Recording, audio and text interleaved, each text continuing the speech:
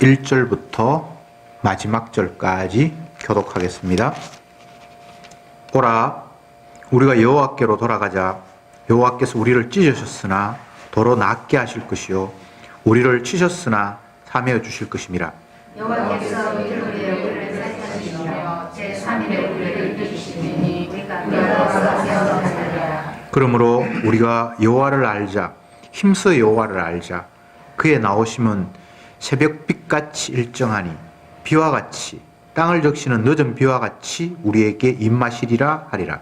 에브라임아, 내가 네게 어떻게 하랴? 유다야, 내가 네게 어떻게 하랴? 너희의 은혜가 아직 구름이나 쉬 없어지는 있을 것이로다. 그러므로 내가 선지자들로 저희를 치고 내 입의 말로 저희를 죽였노니 내 심판은 바라는 빛과 같으니라. 나는 이를 보려고 제사장을 취하나니며 언제보다 하나님을 아는 것을 원하노라. 저희는 아담처럼 언약을 어기고 거기서 내게 패역을 행하였느니라. 빌라는 행악자의 도리라. 이 발자가 만만하도다. 강도 때가 사람을 기다림같이 제사장의 무리가 세겜 길에서 살인하니 저희가 사악을 행하였느니라. 내가 이스라엘 중에서 가증한 일을 보았나니 그것을 에브라임은 행하였고 이스라엘은 더럽혔느니라. 유다여, 내가 내 백성의 사로잡힘을 돌이킬 때에 네게도 추수할 일을 정하였느니라. 아멘. 호세아는 이스라엘 백성들을 향해서 꾸짖는 내용이 음행하였다. 사랑의 대상인 하나님을 버리고 세상을 사랑했다라고 1장부터 말씀이 그런 식으로 전개가 되고 있습니다. 오늘 1절부터 3절 말씀까지는 이스라엘 백성들의 다짐 혹은 기대 사항입니다. 오라, 우리가 여호와께로 돌아가자. 여호와께서 우리를 찢으셨으나 도로 낫게 하실 것이요 우리를 치셨으나 사매어 주실 것이다. 뭐 이렇게 막 이야기를 하는데 이것은 그들의 희망 사항입니다. 흔히 좋으신 하나님, 사랑 많으신 하나님, 기독교에서 이렇게 이야기를 하는데 이 당시 백성들도 그런 식으로 하나님 앞에 돌아가면 이제 하나님이 우리를 감싸 주시겠지, 보살펴 주시겠지, 알맞게 비를 내리셔서 우리가 농사 짓는 일에 풍성하게 하시겠지라고 자기 스스로 착각에 빠져 있습니다. 이런 하나님 없습니다. 우상입니다. 주님이 자기 백성에게 하신 말씀이 있는데 그 말씀 말고 자기들이 스스로 하나님은 이런 하나님일 거야 라고 헛된 희망을 가지는 거죠.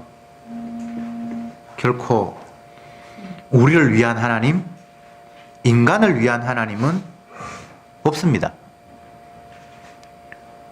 하나님이 자기 영광을 위해서 피조물을 만드셨지 피조물 보살피려고 하나님이 피조물을 지은 게 아니에요. 이게 너무나 기본적인 건데 우리는 이걸 자꾸 망각하죠. 헛된 희망을 가지고 있는 그들을 향해서 3절에 하나님이 이렇게 말씀합니다. 에브라임아, 내가 네게 어떻게 하랴? 유다야, 내가 네게 어떻게 하랴?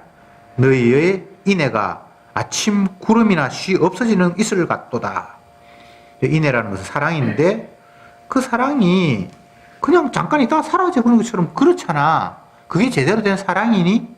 이렇게 주님이 이야기를 합니다. 그러면서 5절에 그러므로 내가 선지자들로 너희를 치고 내 입의 말로 저희를 죽였노니 내 심판은 바라는 빛과 같으리라. 이스라엘 백성들의 기대와 하나님의 말씀이 완전히 다르죠. 그들은 하나님 우리 그동안 잘못했습니다. 이제 주님 앞에 돌아갈 테니까 우리를 삼해 주세요. 우리에게 복 주세요.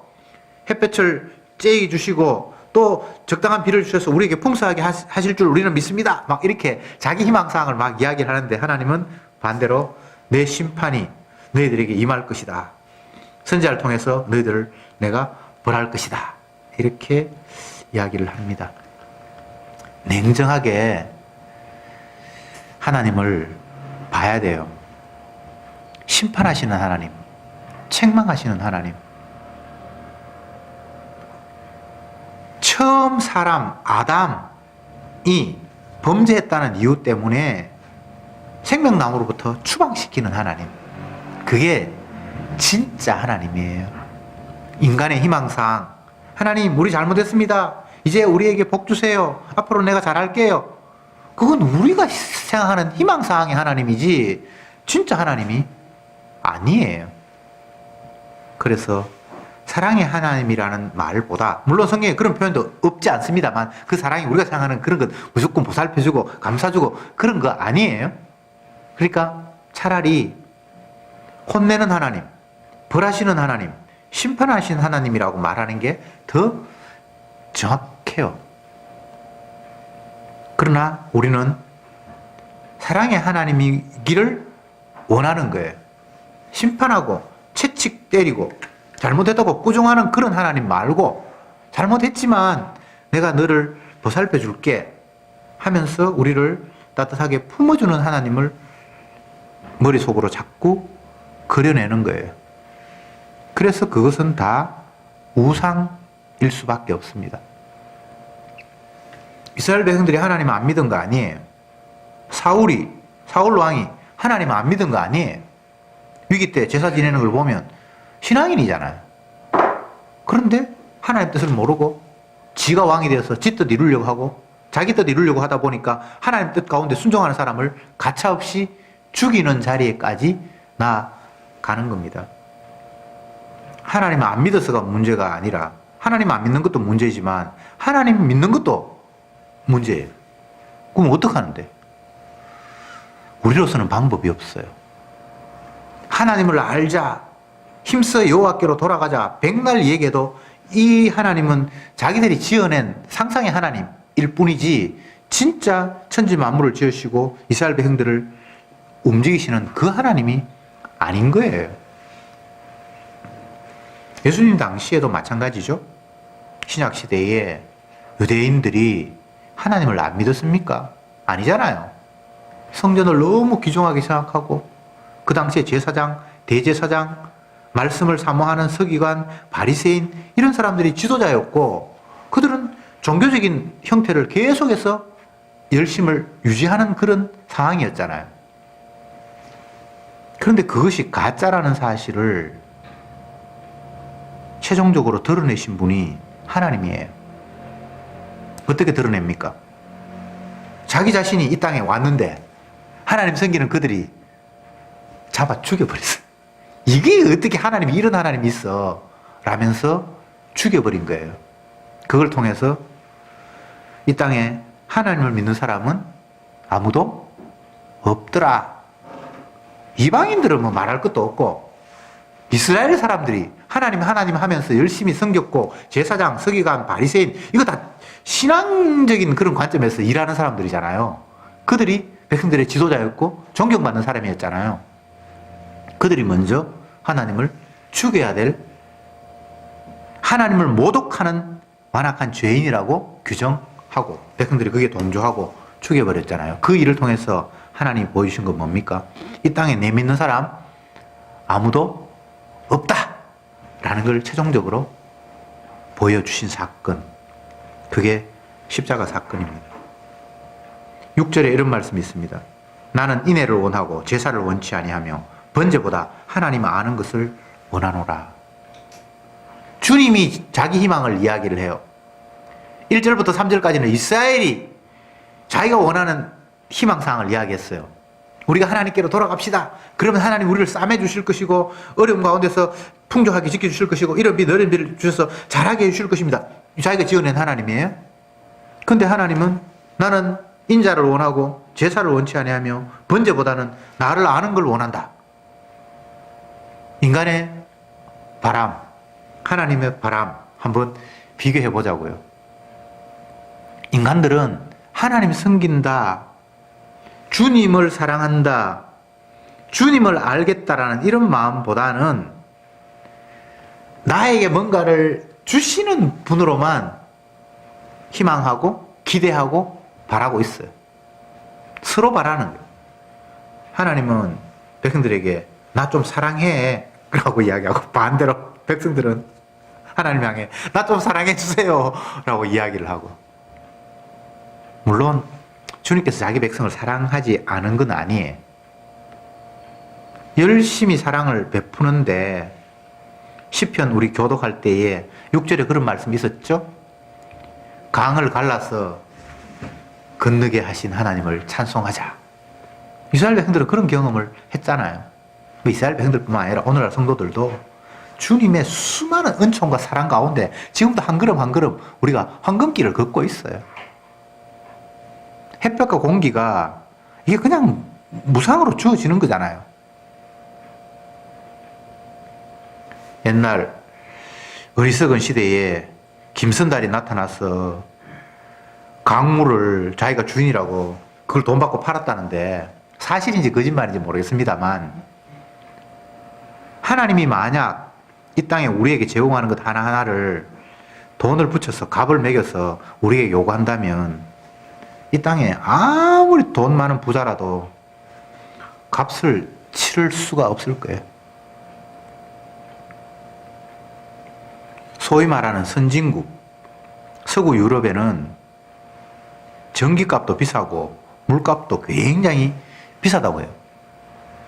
독일같이 잘 사는 나라도 원자력 발전소 그런 거 공해를 일으키고 위험하다고 해서 다 폐쇄하고 난 이후에 전력이 모자라서 전기값이 엄청나게 비싸고 밤 되면 도시가 어둡답니다.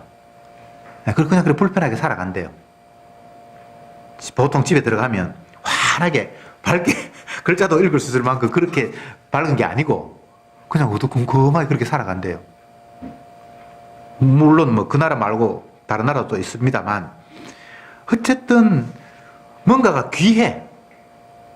물이 귀하고 그걸 많은 값을 지불해야만 물을 쓸 수 있어. 우리는 물이 별로 귀한 줄 몰라서 샤워기 탁 틀어놓고 딴짓도 하고 뭐 양치도 치고 뭐 물값이 별로 안 비싸니까. 그런데 소위 말하는 선진국이라는 데는 그렇게 샤워하는 사람이 없대요. 너무 물값이 비싸서.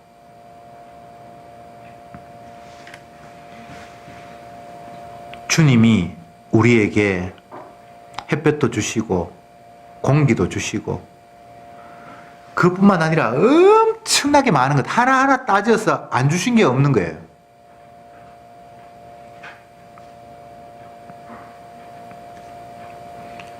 지난주에 어떤 청년을 만났는데 직업이 간호사예요.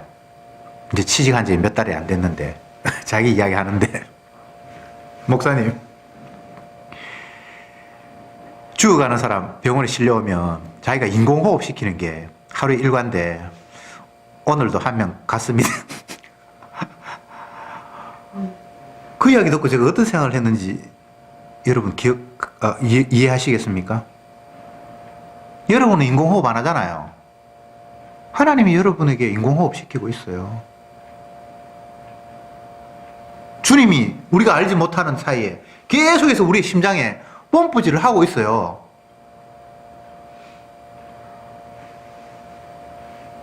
근데 우리는 모르잖아요. 야, 인공호흡 하는 거 힘들겠네. 그게 자기 일입니다. 오늘도 한 사람 갔어요.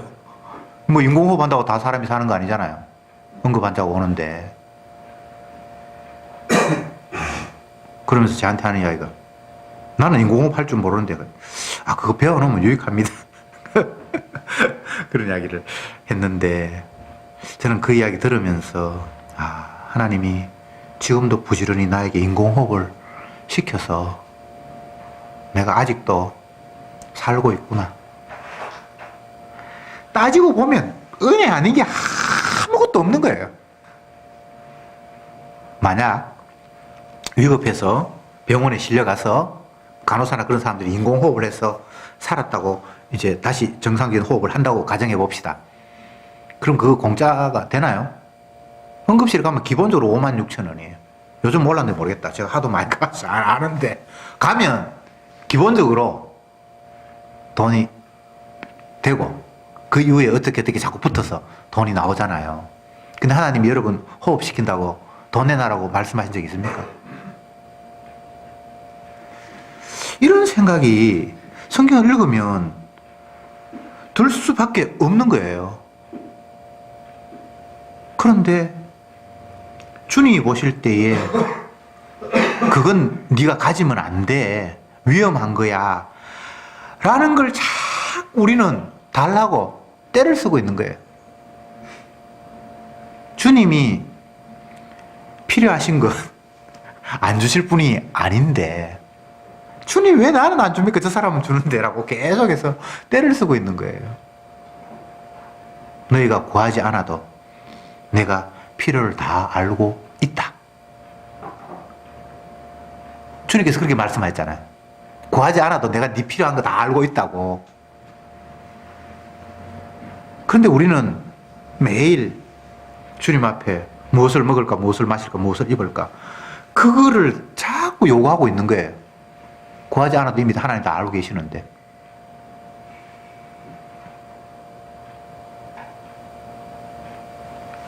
6절 다시 읽어볼게요.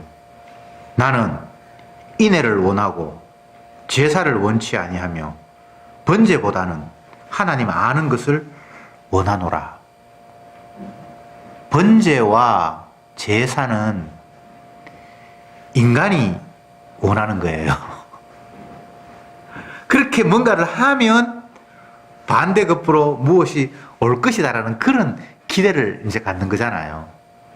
근데 주님은 그거 원치 않는다고 말씀하신 거예요. 사랑을 원하고 하나님이 어떤 분이라는 걸 알기를 원한다는 거잖아요. 하나님은 저와 여러분들 이 땅에 보내신 분이고 지금도 자기 목적을 위해서 우리를 살려두신 분이고 호흡 계속해서 우리에게 막 뽐뿌질 하시는 거예요. 이 뽐뿌질 안 하면 못 살아요. 여러분이 여러분들의 심장에 뽐뿌질 합니까? 잠자면서 그런 걸 뭐 그냥 길거리 다니면서 그런 거 생각도 안 하잖아요. 투석하는 친구가 있는데 이틀에 한 번씩 피를 걸러내야지 산대요. 근데 여러분들은 투석 아직 안 하고 있잖아요. 근데 주님이 여러분들 투석을 시키는 거예요. 걸러낼 거 걸러내고. 이게 지금 우리의 몸이 그렇게 지금 다 하나님께서 작동을 하고 있는 거예요. 근데 그 인애, 그 사랑을, 그걸로 하나님을 아는 거예요. 하나님을 안다는 것이 뭐 추상적으로 그분은 전지전능하시고 뭐 무소부재하시고 뭐 여러 가지 단어들 다 설명할 수 있는데 가장 기본적으로 내가 그분 아니면 존재 자체가 불가능한, 그리고 그분은 자기 백성의 죄를 위해서 대신 십자가에서 피를 뿌리신 분이잖아요. 그래서 성도는 그 예수님의 흘린 피를 보혈이라 그래요. 보혈. 보배로운 피.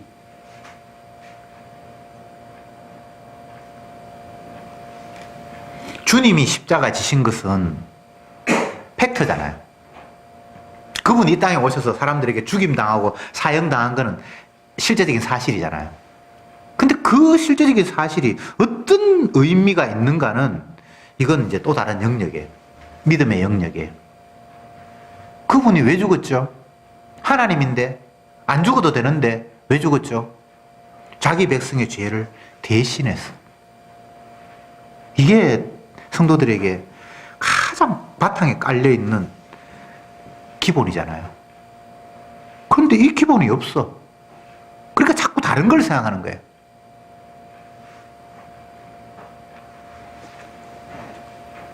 복음을 전하는 사도들이나 구약의 선지자들은 그 이야기를 계속해서 자기 백성들을 향해서 하는 거예요. 주님이 우리 죄를 담당했다. 인애를 원하고 하나님을 아는 걸 원한다는 게 그런 바탕이에요. 네가 행위를 뭘 했다. 내가 제사도 드렸고 기도도 했고 헌금도 했고 봉사도 했고 뭐도 했고 이걸 주님이 원하는 게 아니고 주님이 무엇을 하셨는가를 여호와를 알자고 그러잖아요. 주님이 이미 뭔가를 하셨잖아요. 그분은 이미 우리를 대신해서 십자가에서 죽임을 당하셨잖아요. 아버지로부터 저주를 받으셨잖아요. 그거 하나님을 알자라는 게 그걸 알아야 한다는 거예요. 그거는 하나님이 하신 것은 덮어놓고 내가 하는 일에만 관심이 있는 거예요. 내가 목사가 돼가지고 설교를 뭐 몇 회를 했고 부흥회를 얼마나 다녔고 그게 번제하는 거고 제사 드리는 거고 지행이 자기 액션 헌금을 뭐 얼마나 했고 집을 갖다 팔았고 자녀를 하나님께 바쳤고 전부 자기가 한 것만 이야기하는 거예요. 요 하나님이 한 거는 관심도 없어. 지가 한 것만 자꾸 찾는 거예요. 최근에 서울에 강남의 큰 교회에서 목사를 쫓아내라 그러고 목사를 지킨다 그러고 뭐 대판 싸움이 붙어 일반 신문에도 났어요. 소화기 뿌리고 뭐 난리가 났대요. 예배 시간에 나가라 그러고 마귀야 그러고. 목사가 교인들이 원치 않으면 떠나야죠. 설교를 안 듣겠다는데 싫다는데 왜 그게 있습니까? 그동안 내가 이 교회를 얼마나 키웠는데 내가 얼마나 헌신하고 수고했는데 자꾸 자기 한 걸 갖다가 자꾸 기억을 하니까 그런 분란이 일어나는 거예요. 교인들도 마찬가지입니다. 자기가 그동안 헌금해가지고 집 팔고 헌금 바쳐가지고 이 예배당을 세웠다는 거예요. 그러니까 자기는 주인이 되어 있는 거예요. 주님이 하신 것에는 관심이 없고 까맣게 잊어버리고 지극히 작은 나의 했는 그 부스러기를 계속해서 기억하고 있는 거예요. 요 하나님을 알자라는 말이 네 했는 거 좀 네 거 자꾸 알지 말고 주님이 한 거 네 했는 거하고 비교도 안 돼. 우리는 내 몸을 주지는 않았잖아요.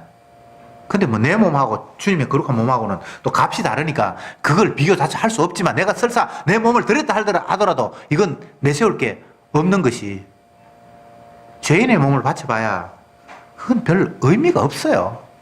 여러분들이 여러분 몸 바칠 생각하지 마세요. 주님이 우리를 위해서 자기 몸을 드렸던 걸 기억하셔야 됩니다. 이게 여호와 하나님을 아는 거잖아요. 하나님이 자기 아들 독생자를 이 땅에 보냈는 거 너가 좀 기억해라. 내가 번제 드렸습니다. 내가 제사 드렸습니다. 나 뭐 했습니다. 뭐 했습니다. 그 소리 제발 좀 하지 말고 주님이 뭐 하셨는지 좀 알아라. 이 멍청이들아.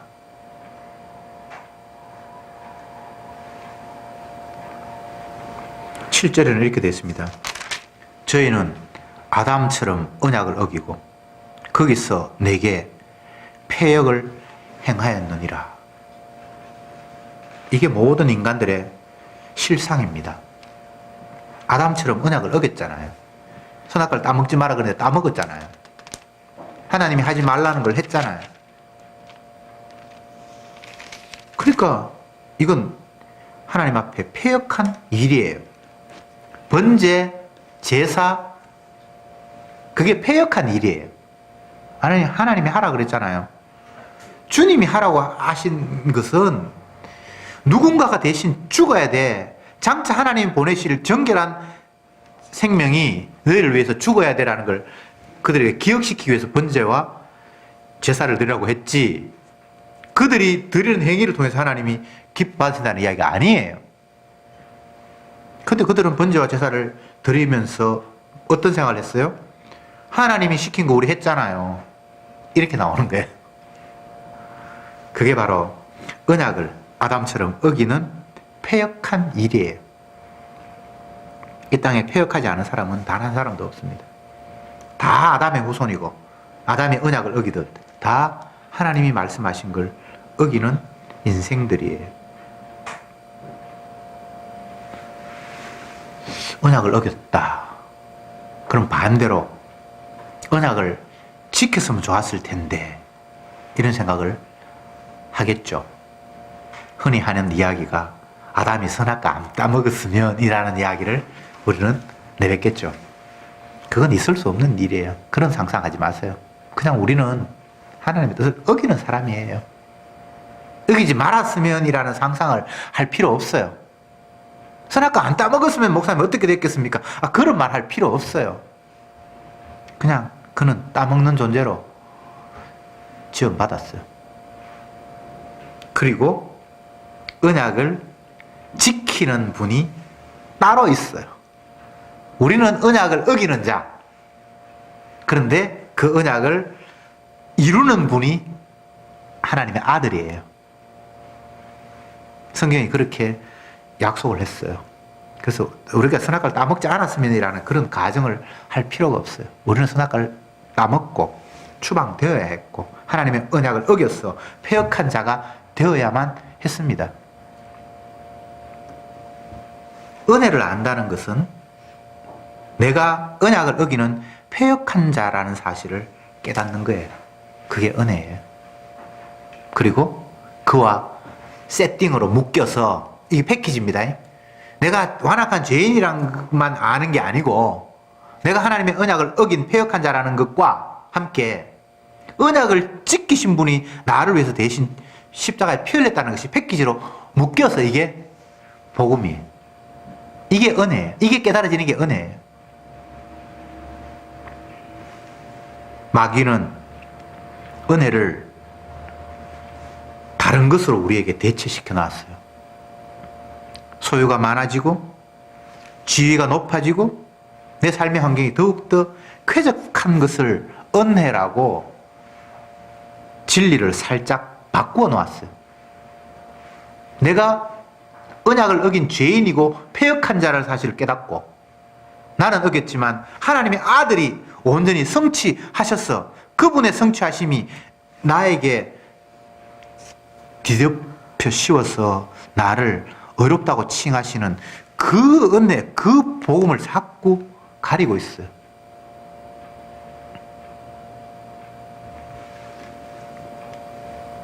예수님이 십자가 지셨다는 사실은 이미 확정된 사실이에요. 그와 함께 그 아들의 피가 우리를 모든 죄에서 깨끗게 했다는 사실도 확정된 사실이에요. 그래서 성도에게는 더 이상 복이 없어요. 이미 여러분들은 그가 채찍에 맞음으로 나음을 입은 상태에서 날마다 내게는 언약을 어긴 죄인이라는 사실이 풀풀풀풀 풍겨나면서 그와 함께 주님의 보혈의 피가 나를 계속해 덮는 이 희한한 양상이 현재 진행형으로 움직이고 있는 거예요.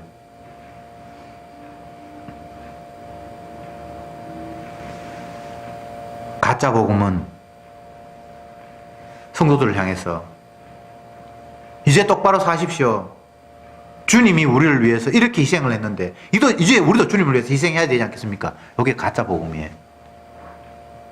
똑바로 어떻게 사는데요? 어리석은 양이라서 보이지도 않고 그냥 갈 길로 갈 수밖에 없는 건데 우리가 어떻게 똑바로 어떻게 사는 게 똑바로 사는 건데요?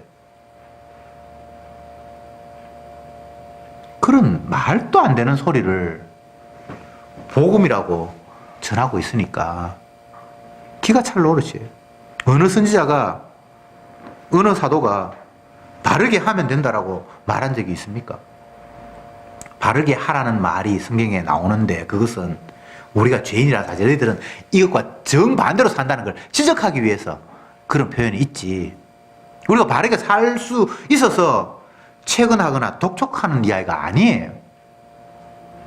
우리가 바르게 살아버리면 예수님은 어디에 서죠?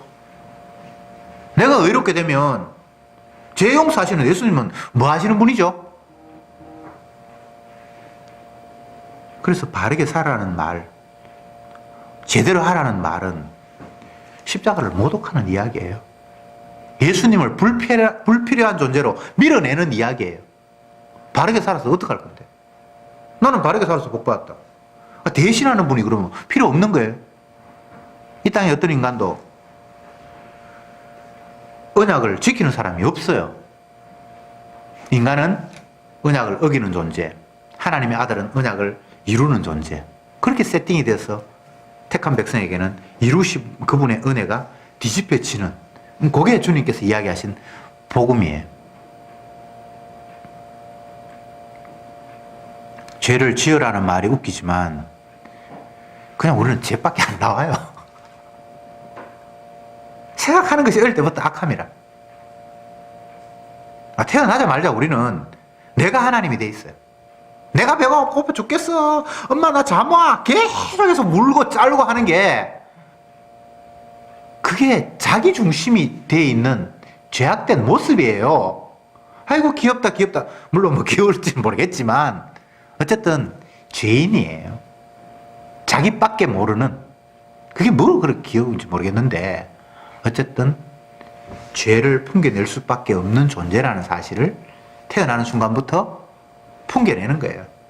그러면 그 아이가 깨달아서 나중에 절제하고 하면 그럼 죄 안 짓는가? 똑같아요. 모친이 죄 중에서 나를 낳았기 때문에 나는 온 전신이 그냥 죄로 가득 차 있어서 이것밖에 안 되는 존재이군요 라는 것을 깨닫는 게 은혜예요. 깨달았으면 이제 죄 안 지어야지. 그게 말이 안 된대. 모친이 죄 중에서 나를 만들어서 나는 죄로 똘똘 뭉쳤는데 거기에서 뭐가 다른 게 나온다는 거는 그거는 말이 안 되는 거예요. 다윗이 그걸 깨달아서 죄를 안 짓습니까? 그거 아니잖아요. 복음을 제대로 알아야 되는데 계속해서 마귀가 십자가 복음을 가리려고 주님의 행하심에 집중하지 못하고 나에게 제대로 된 행위를 하라고 촉구하고 있는 거예요. 번제 제대로 드려. 제사 제대로 드려. 근데 주님은 제사하고 번제를 원하는 것이 아니라 나를 아는 걸 원한다. 내가 무엇을 했는지 너희들이 좀 알아다오 라고 말씀하고 계신단 말이죠.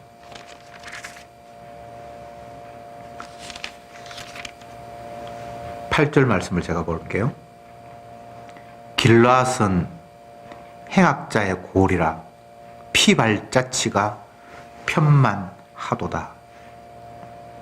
이 이야기는 길르앗이라는 곳이 레위인들에게 각 지파에서 살라고 땅을 이렇게 준 땅이 있어요. 여기 길르앗은 레위인들의 거주지예요. 길르앗은 악행의 행악자의 고리고 피발자취로 가득하다. 이 말은 제사장이 백성들의 죄를 사하고 주님의 은혜가 무엇인지를 보여줘야 되는데 오히려 행악을 행하면서 피로 가득 채워진 그런 더러운 곳이 되었다라는 지적이죠. 그러면 이스라엘 백성들은 제사장 때문에 살아야 되고 제사장이 하는 일을 보면서 주님의 은혜를 알아야 되는데 제사장이 피로 가득되게 해버렸으면 이 근본 자체가 지금 썩어버린 거예요. 그죠? 9절도 같은 이야기입니다. 강도 때가 사람을 기다림같이 제사장의 무리가 세겜길에서 살인하니 저희가 사악을 행하느니라. 세겜도 역시나 도피성이 있는 제사장이 거하는 곳인데 거기에서 살인이 행해지고 뭔가 강도들이 돈 빼앗을 사람 지나가는 걸 여기 딱 숨어서 기다리듯이 제사장이 세겜에서 그런 모습을 하고 있다는 거예요. 더 이상 희망이 없는 그들의 현실상을 주님이 이렇게 말씀하고 있는 거예요.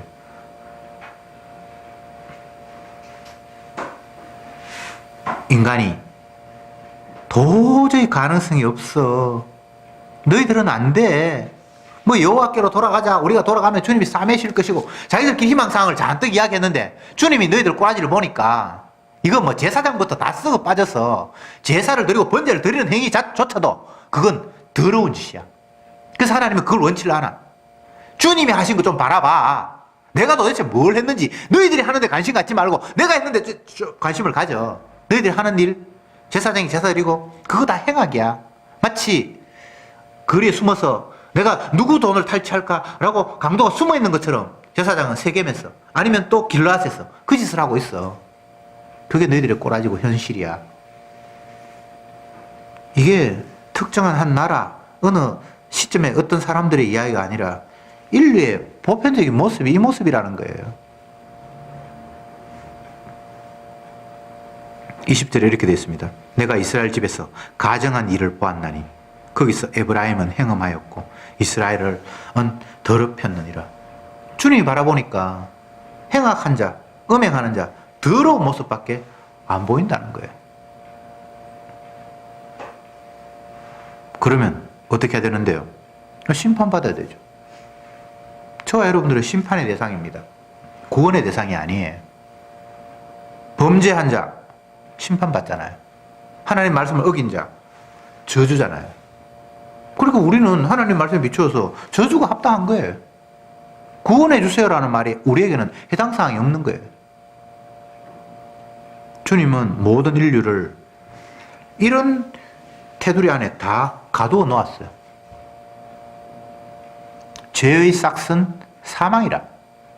모든 사람은 죄인이기 때문에 사망해야 되고 심판받아야만 합당하다라는 그 약속의 틀 안에 누구도 예외 없이 다 갇혀 있어요. 그런데 11절을 보겠습니다. 유다여, 내가 내 백성의 사로잡힘을 돌이킬 때에 네게도 추수할 일을 정하였느니라. 추수할 일을 정했다. 사로잡힘에서 돌이킬 때, 이것은 메시아가 이 땅에 오실 때입니다. 예수님의 이 땅에 오심을 마지막 선지자 말라기는 어떻게 표현했는가 하면, 그가 이 땅에 오면 아비의 마음을 자식에게, 자식의 마음을 아버지에게 돌이키게 하겠다라고 이야기했어요. 하나님의 아들이 이 땅에 오면 아버지의 마음이 자식에게 기울고 자식들의 마음이 아버지에게 돌이키게 하겠다. 이게 돌아올 때라고 얘기해요. 내가 내 백성의 사로잡힘을 돌이킬 때 이렇게 돼 있죠. 그죠? 그게 메시아가 이 땅에 올 때, 그때 추수할 일을 정하였다. 이제 마지막 알곡과 죽정을 진짜 나누는 거예요. 예수님이 이 땅에 오셔서. 근데 원칙적으로는 알곡이 없어요. 다 쭉정이에요. 다 죄의 싹스로 사망해야 되고 심판해야 될 자예요. 하나님이 택한 백성 이스라엘, 은혜를 베풀어 주셔서 강을 갈라서 육지가 되게 하고 하늘에서 만나를 내려서 먹였던, 그 먹음 받았던, 사랑받았던 이스라엘이 하나님을 배반을 하고, 그 이스라엘 가운데 제사장이 백성들을 쥐어짜고 강도짓 하는 그 이야기를 왜 했습니까? 아무도 주님의 은혜에 감사하는 일을 한 자가 없었다는 거예요. 그러면 남은 것은 심판 말고는 없는데, 주님이 사로잡힌 자를 돌이킬 때에, 메시아가 이 땅에 오셔서 자녀의 마음을 아버지에게, 아버지의 마음을 자녀에게 돌이킬 그때에 주님이 새롭게 알곡과 죽정이를 추수할 것을 나눈다는 거예요.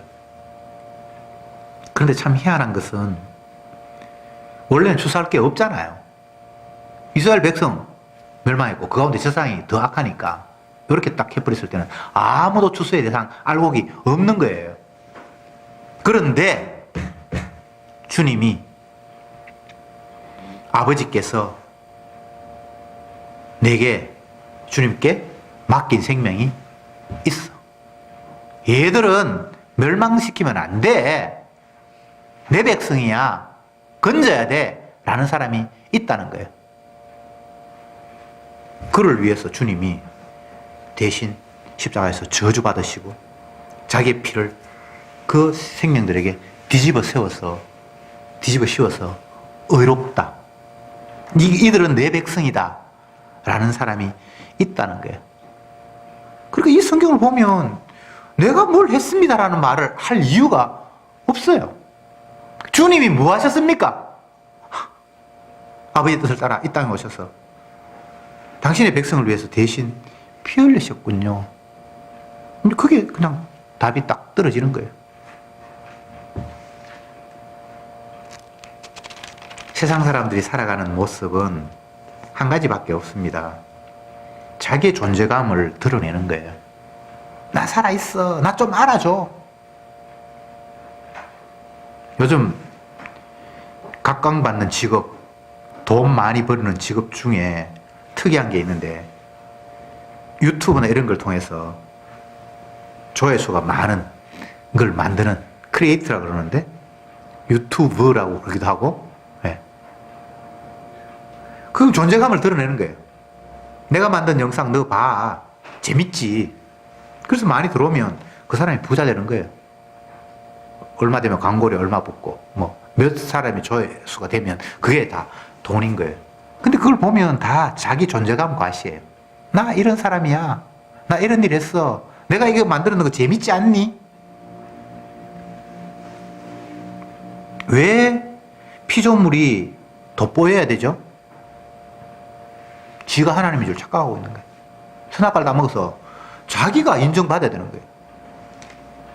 이거 진짜 심각한 거예요. 세례요한처럼 나는 찌그러져야 돼요. 그분은 흥해야 되고 나는 쇠야만 돼요. 주님이 또 자기 백성을 그렇게 인도해요. 사도 바울처럼 만물이 찢기만도 못하도록 그렇게 만들고 네가 연약한 가운데 오히려 내 능력이 온전히 돋보이니까 너 연약한 대로 있어.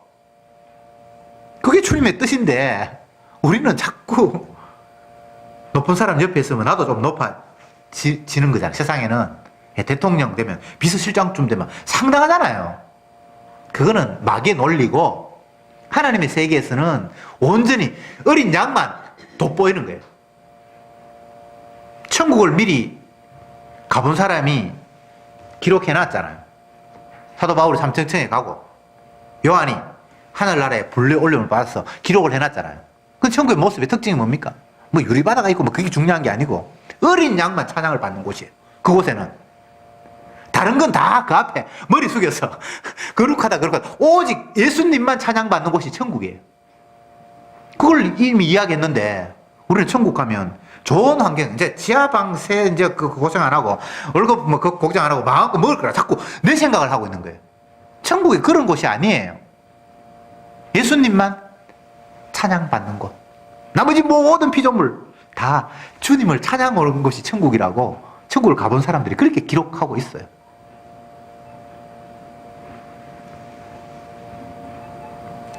무엇을 마실까, 무엇을 먹을까? 그건 계속 나에 대한 관심이잖아요. 내가 높아져야 되고, 내가 인정받아야 되고, 내가 편안해야 되고, 내가 고생하면 안 되고.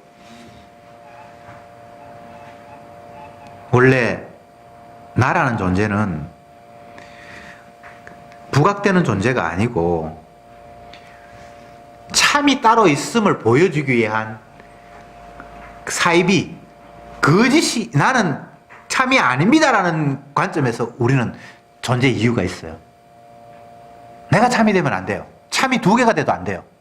예수님만이 높임 받아야 되기 때문에 나는 높임 받으면 안 됩니다라는 차원에서 그냥 그분의 높임 받기 위해서 우리는 받침대가 되는 것이 피조물의 역할이에요.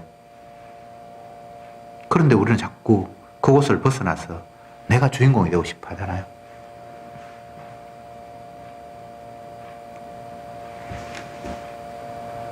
악기를 연주하는 사람이 아코디언을 잘 연주해서 우리나라에서는 그 사람이 최고로 아코디언을 잘 한다는데 유희열 씨가 음악 프로그램에서 아코디언 하는 사람, 기타 연주하는 사람, 또 다른 뭐 연주하는 사람은 세 사람을 불러서 그 사람들만 연주를 하고 관중들이 박수를 치는 그런 무대를 만들었대요. 근데 그 70이 넘은 아코디언 연주자가 눈물을 흘리면서 하는 이야기가 나는 이때까지 살면서 단 한 번도 내가 주인공이 된 적이 없는데 오늘은 내가 주인공이 됐네요. 그전에는 가수가 노래할 때 뒤에서 연주하는 자로만 평생을 살았는데 오늘은 가수가 아니라 연주하는 자기가 그냥 관객 앞에 서서 너무나 감격스럽다고 눈물을 흘리는 장면이 있었답니다. 제가 그걸 들으면서 생각하는 게 우리는 계속 내가 주인공이 되고 싶구나. 이게 마귀적인 발상인데 내가 돋보이고 싶구나. 여러분, 물론 다른 사람 돋보이기 위해서 내가 존재하는 건 아니에요. 예. 그러나 우리가 주인공이 되면 안 돼요. 예수님이 참이잖아요. 그래서 우리는 거짓이어야 해요. 기도합시다. 주님, 감사합니다. 곰곰이 생각해 보니 무엇 하나 주님의 은혜가 아닌 것이 없고 피의 사랑이 아닌 것이 없건만 우리는 그 주님이 이루신 그 엄청난 은혜와 사랑을 잊어버린 채 내가 한 것만 자꾸 기억하고 그것이 보상받아야 되는 것처럼 착각하는 그런 삶을 계속해서 반복하고 있습니다. 주여, 하나님의 아들만이 길이요 진리요 생명이기에 그 아들 외에 나머지는 길도 아니고 생명도 아니고 진리도 아니다라는 사실을 보여주기 위해서 이것만 생명도 아닌 내가 생명이 되기를 원하고 주도 아닌 내가 주의 자리에 앉기를 원하고 신도 아닌 내가 신의 자리에 가기를 원하는 이 어리석음을 주여 용서해 주옵소서.